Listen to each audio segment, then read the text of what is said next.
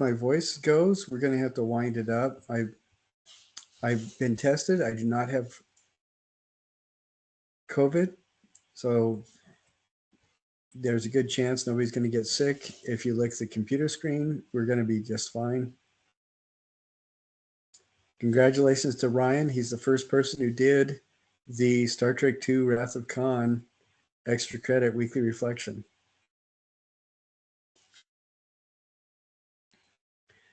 So how are things going with you guys?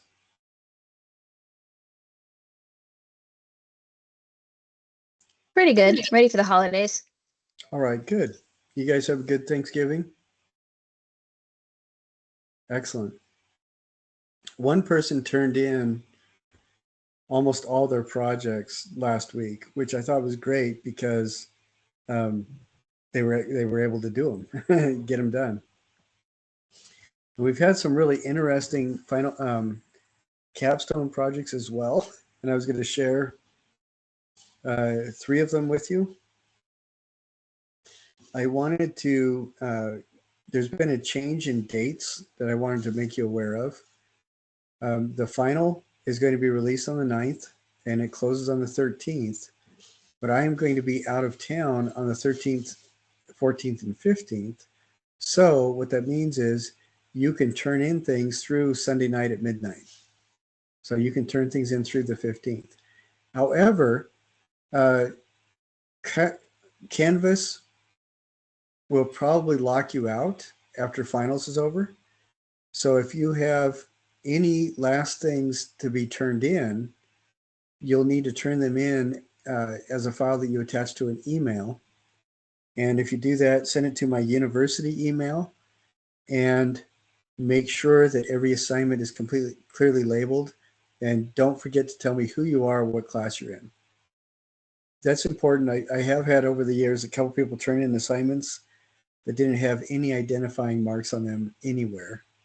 And that was unfortunate. Our final is a required final, so everybody has to do that or risk losing a full letter grade. Like I said, I will get that out to everybody on Monday morning, and you will have 5 days to complete it. So it will be due on midnight of the 13th. People have asked about resubmitting and stuff. I want to make sure everybody understands that you can resubmit as many times as you need to. But when I leave town on the 13th, I'm not going to be able to respond to those anymore. And so I think that makes it so that probably Thursday is going to be the last day that you could submit things hoping to get direction in case of resubmissions. But if you have already done all that and you're just resubmitting, like I said, you can do that right up to midnight on the Friday, and then even resubmit in a file that you email to me after Friday. Does that make sense to everybody? After Friday the 13th, not this coming Friday. Because Canvas, you should still have full access to Canvas all through next week. Excuse me. At the very beginning of the term, a lot of people were having to resubmit stuff because they didn't correctly do citations and everything. And it was about maybe 1 out of 5 or 6 submissions was right in regards to correct MLA format for the citation, remembering the accessed on date at the end of each and every one, and then also putting them all in alphabetical order. That was very rare that somebody remembered to do all that. Now it's rare that somebody forgets. Everybody's does that pretty well. There have been a couple times where people have turned in things that don't fit the scope of this class. Scope of this class is 1350 until today. And if somebody tries to turn in a project that is about Roman times, it's not going to work because that's before 1350. That's the main reason why I had everybody do the proposal thing. And all the proposals that have been sent in have been graded. If you send in your final capstone project without having the proposal, then you'll probably get maybe half credit maybe a little bit more. But if it's not in the scope of the class, if the project deals with ancient Grecian ruins, then you won't get any credit for it. So it's really important, even though things are due like this weekend, I would, and you can turn in, even though you can turn in stuff next weekend, I would recommend that final project get turned in before like Wednesday or Thursday at the latest of next week. So I can, if there's anything missing, I can say something. Right? Does that make sense to everybody? Now, Jenny, we were having some issues with files that you were sending in. Has all that been taken care of and all the grades up to date? Yes, I was able to figure out what was going on with the file. Okay. All right. But I've regraded all those resubmissions, right? Okay. So does anybody have any questions or comments about any of the things regarding the class? Okay. Let's see. I'm going to, give me just a second while I pull up some of the final projects. Yeah, this is working a lot better than it did in the earlier class.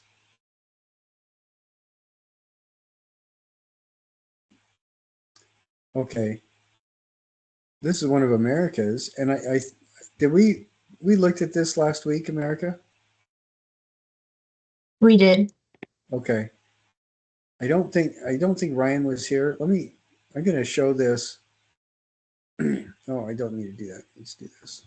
I was there last week. Oh, you were? Yes, sir. Okay, it was Jenny that wasn't there.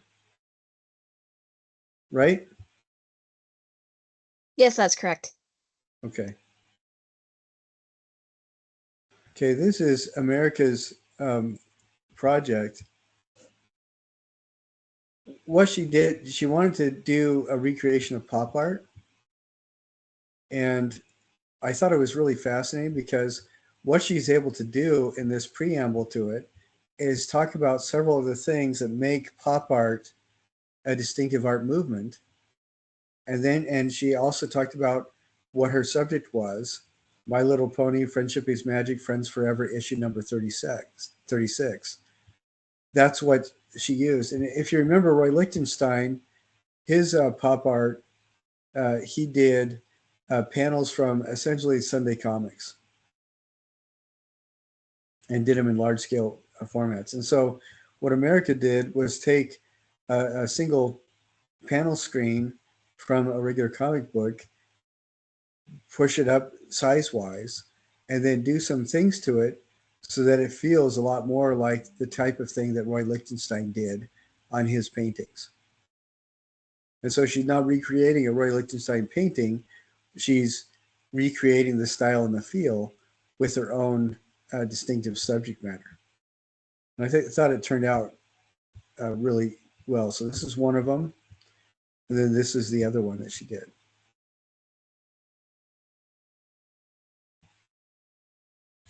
So I think that that's really fascinating. I like that idea because what America did was try to, what she closely examined several things. She applied the tools of artistic critique, found out what made that thing the thing it is, and then recreated it by reproducing those hallmarks that she had determined within a new subject matter. So I thought that was really fascinating.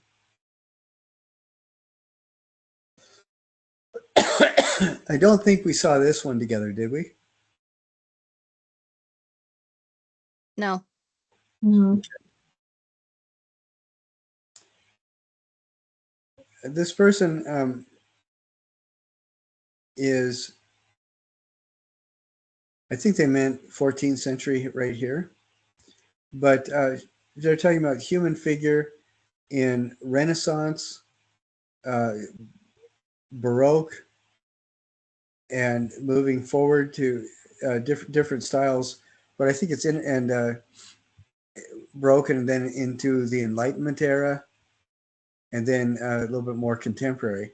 And I think it's really fascinating because this is a research paper, but it's quite a bit more in depth, talking about specifically the human figure and how that is a piece of subject matter for art. So I thought that this was fascinating, and it is shared in the discussion. I think it'd be worth reading about it. But what's fascinating is that they talk about the period, a couple defining artists, and how the human figure is similar in that, and then same thing with Enlightenment. The kind of clothing, the kind of stance that people were in, different things like that. Moving forward to Romanticism and realism, and then American regionalism with Edward Hopper, The Nightbirds, and Christina's World by Andrew Wyeth. I think that they're really very interesting. And then also dealing with stuff that it feels a little bit even more contemporary, more modern. Expressionism, abstract expressionism, and of course, Michael Jackson, Bobo the Clown by Jeff Koons. So I think that this is really very interesting, and you can see, you look at the images towards the end of the paper right here, and then you look at the images at the beginning of the paper, and then this person walks through why that difference is there. So I thought that was really very intriguing.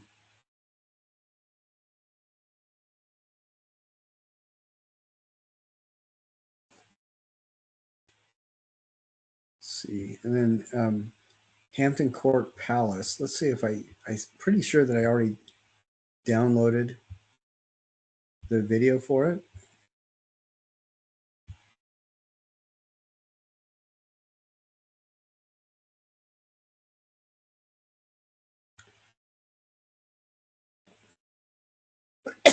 Let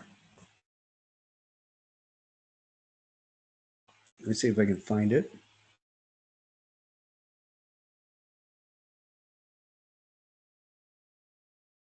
So Jenny, did we talk about this last week? No, we did not. Okay. All right, let's watch the video. And it is a little bit longer, but Jenny's covering an awful lot of material. And I think it's really interesting. It's worth it. So let's go ahead and watch this presentation.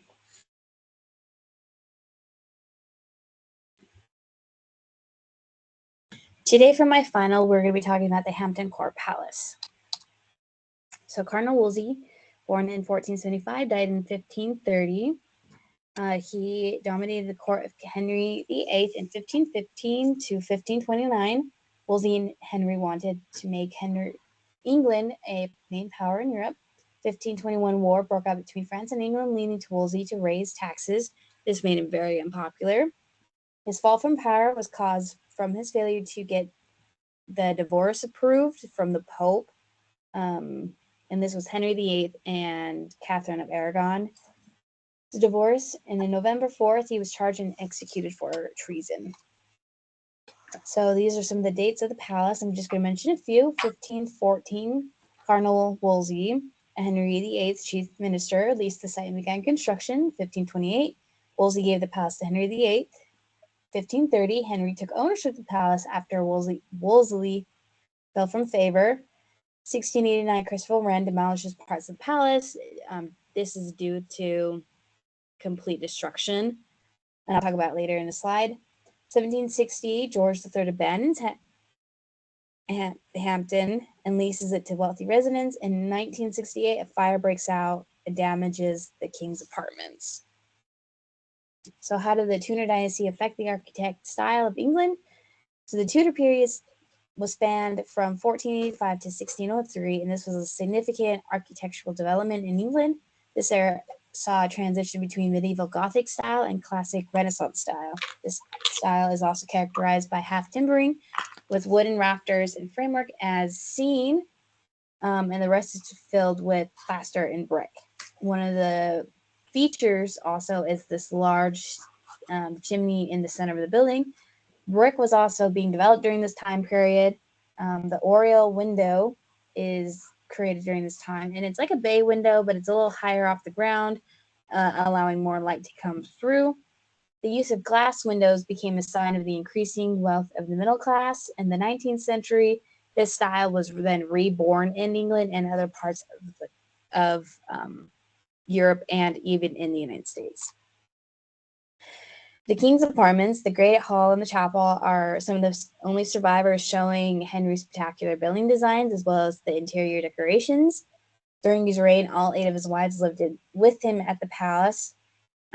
He rebuilt his rooms a half a dozen times, and by his death, he had over 2,000 tapestries.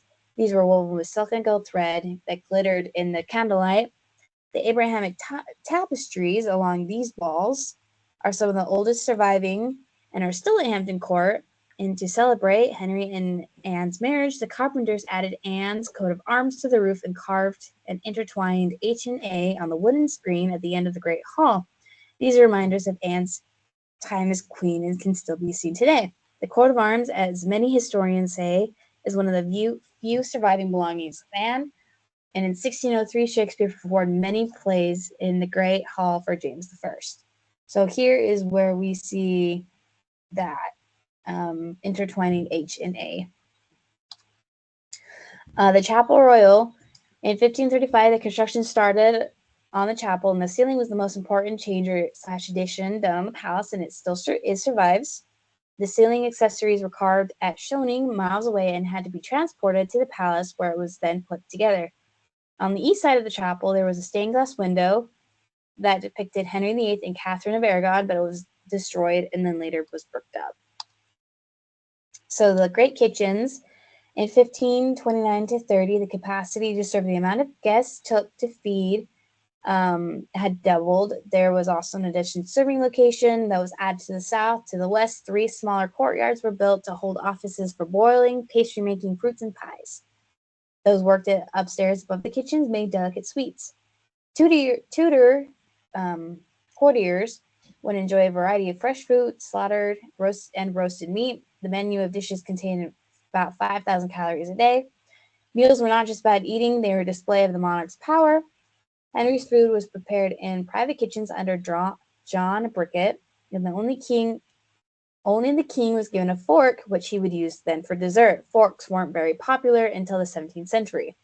2 courses would be served to the courtiers at 10 and at 4, and it would be considered rude to eat everything, so they gave the leftovers to the poor. So some of the history of the remodeling. So again, it was first constructed in 1514.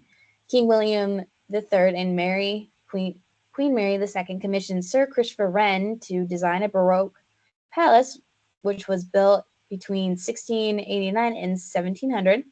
And a fire broke out in the south range of the Fountain Court, and the apartments were refurbished, and that was in the 1990s.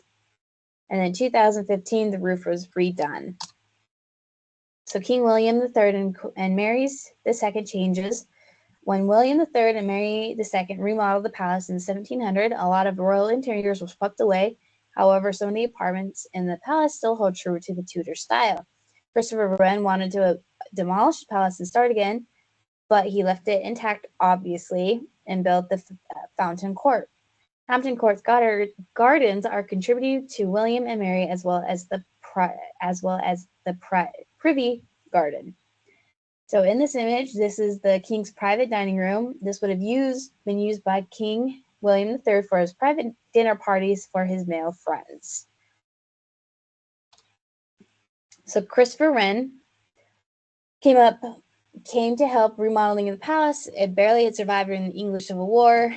King William and Mary loved the location because it was out of the city proper and close to the river, and Henry collected tons of land for hunting. Because of the damage, they had Christopher style it to the Baroque period. Only the Great Hall and the chapel was saved after demolition. Some of the problems he faced with the front door was going. He had to figure out where the front door was going to be. And then the second problem was keeping the floors level because of the architect. He had to have a creative way of making to keep the old style while also fitting the new style. And third, he also had to find ways of hiding the old palace, and he was worried that the older building would make his new buildings look pretty shabby. So in this image, we can see all of this white is the original, and he had these wooden panels blocking the old to make it look pretty. And then here we can see the difference between the two levels. So some of the Queen Anne's changes. 1710, Queen Anne had Christopher Wren remodel the chapel. Wren added boxed-in pews, organ, and a staircase leading down from the royal pew. So the Georgian dynasty also saw some changes. George I built on add-in rooms for his son and his wife, for King George II and his wife Charlotte. They added a new kitchen. They had King George II had tons of different parties that were just fantastic. 1710, to make the court more dazzling, George I refurbished the tennis courts into an assembly room and the Great Hall into a theater. 1727, George II entered the palace as the final royal resident. 1734, Charlotte had William Kent decorate the walls of the Queen's staircase. So this is all of the Queen's staircase. You can just see how gorgeous and beautiful this area is. Kent used the royal style to design to contribute to Queen Caroline. In 1737, George didn't want to live in the palace anymore, so he leased it out to rich aristocratic widows and other tenants. And as the apartments were very glam and glamorous, they, however, were very uncomfortable, cold, and damp, and with no access to hot water. So to this day, the palace is still open. Queen Victoria opened it for the public for free, and so it's still open. And on the weekends, a favorite destination to visit is the royal kitchens, where the cooks would dress up in the Tudor clothing and prepare a meal in front of people to display what it was like to cook in the palace. And that's my presentation. Hope you enjoyed.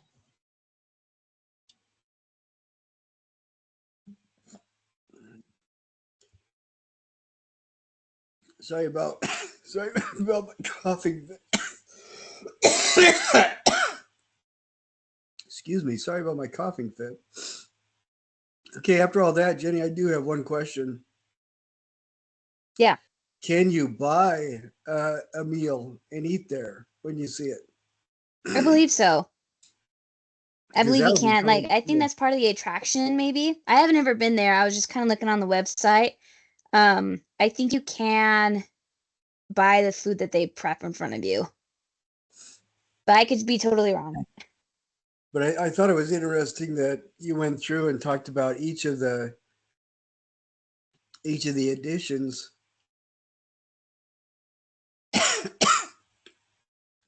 Excuse me. In light of the art period that they were from. Yeah, I thought that was really interesting because I always assumed that it was the original building, and I didn't realize how many remodelings that the palace had gone through from the last, like, 400 years or so. When it sounds like there's only like a teeny little bit that survived from the original, and a lot of that was was it Christopher Wren or whatever, blocked it off with wood panels. Yeah. Excuse me. Now, are you guys doing good on all your projects and everything like that? You got a good handle on them? All right, excellent.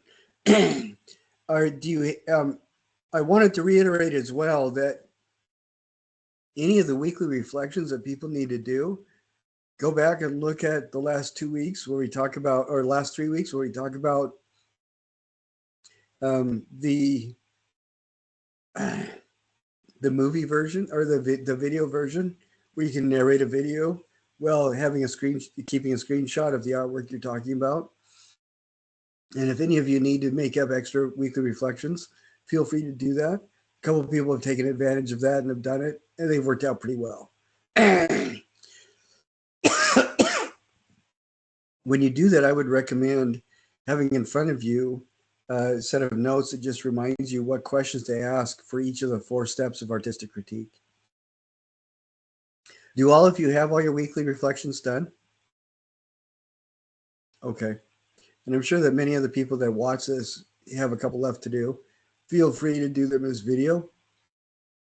And the outline for what to do with the video are found in the directions for the weekly reflections 13 and 14.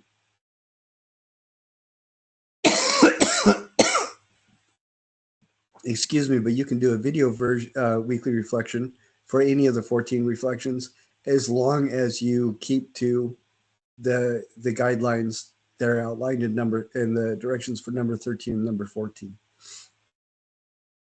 All right, well, I think this was not very long at all, and that I hope that doesn't hurt your feelings at all, but I am losing my voice really rapidly.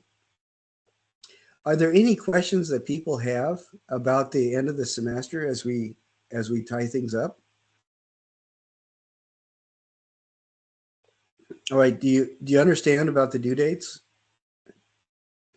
Okay.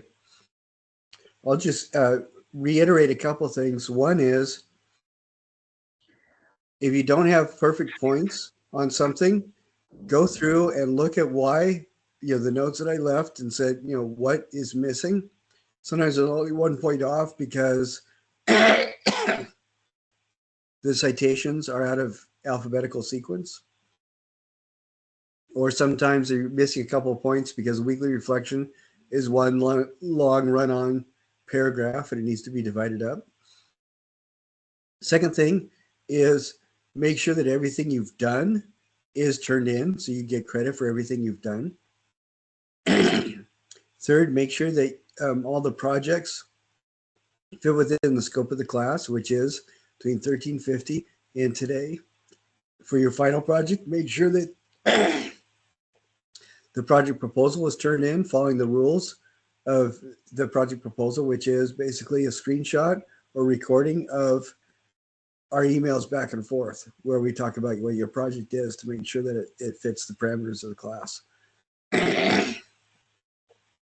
And then also, the final is vital. You can lose up to a full letter grade if you don't take the final.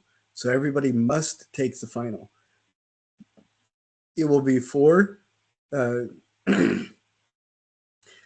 questions that you will write short essays about. You need to meet a minimum word count, and you'll need to address each one separately. So it'll be 4 separate and distinct paragraphs. I had to say that because over the years, I have had a couple of people write, they got the minimum word count, they answered all the questions, but it was one long run-on sentence with no punctuation. So make sure that you punctuate properly and you have each of the 4 answers where they need to be. And make sure that you get that done and turned in before the end of the week. If you turn it in early, I will go through, and if there's anything missing, you have a chance to resubmit it. Now, the Canvas shuts down on the 13th at midnight. If you need to turn in anything else, you can email me the submissions through Sunday at midnight, but that will be the last moment. And if you do email me, you need to send it to me through the university email system, to my university email, and label it clearly as to things, the things like your name, what the class is, and what the assignment is. Forgetting to do that makes it very difficult to grade. I also wanted to mention something else. This came up a couple of weeks ago, and it's coming up again. now. Everybody is doing really well, so it's not as often. I can't grade things if I'm required to have permission to look at a file, and I can't grade things if it's in a file that my computer my system can't access. Which means that all images, um, I would recommend not submitting things for mobile devices because the default settings for mobile devices seem to be the HEIC file, and my system will not recognize that as a file type. And submitting it with your phone also has a tendency to force a permission sequence, which means that I can't access the information. So I would recommend go ahead and get everything done on your phone, or your mobile devices or whatever, but do the best you can to remember to submit it through your computer, because that will make sure that I actually get it. Make sure that the file types are correct, because that's going to be a challenge. If you're submitting stuff over this next, the 13th, 14th, and 15th, when I'm not going to have access to the internet. I'm not going to be able to say you need to resubmit this. If I can't have access to the information, it'll be exceedingly difficult to grade. So please keep that in mind and double check the file format of everything you're turning in. And just to reiterate again,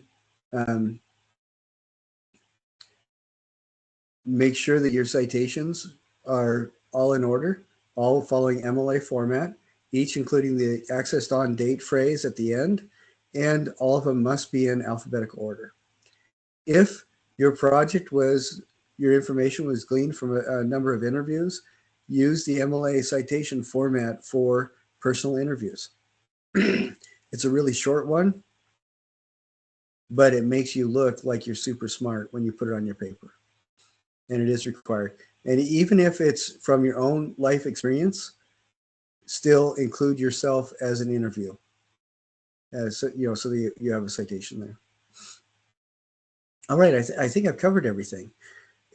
Can you guys think of anything that somebody else in the class might be wondering?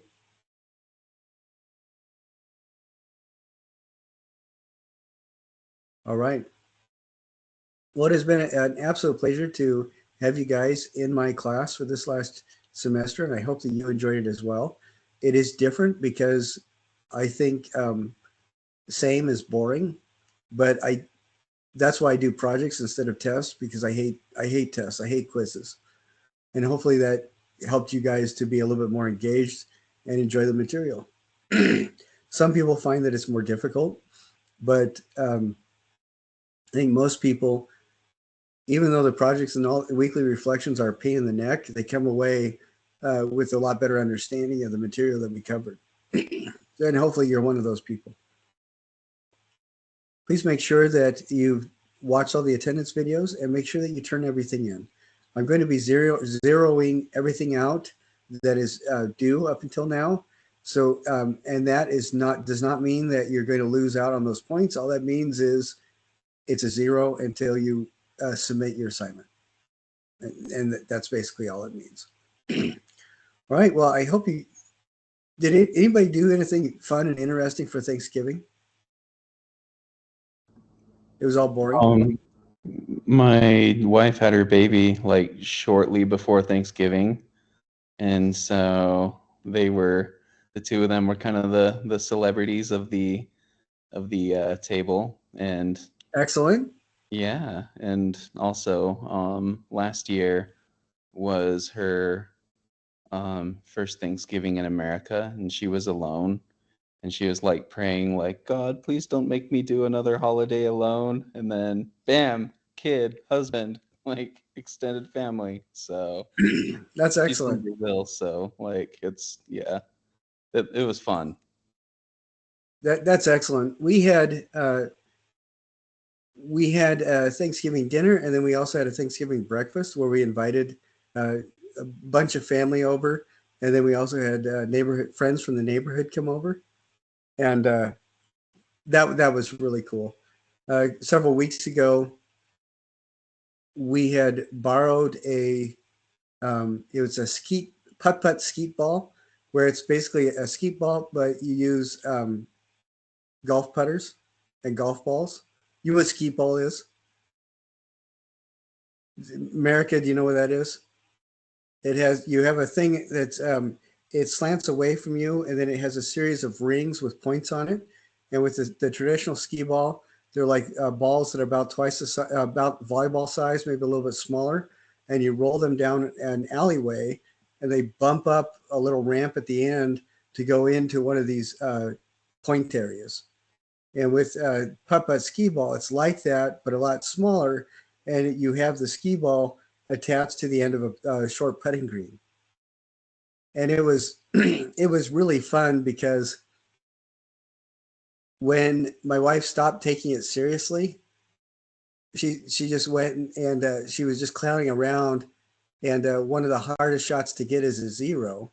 And she said, while her son was there, yeah, I'm going to get a zero now.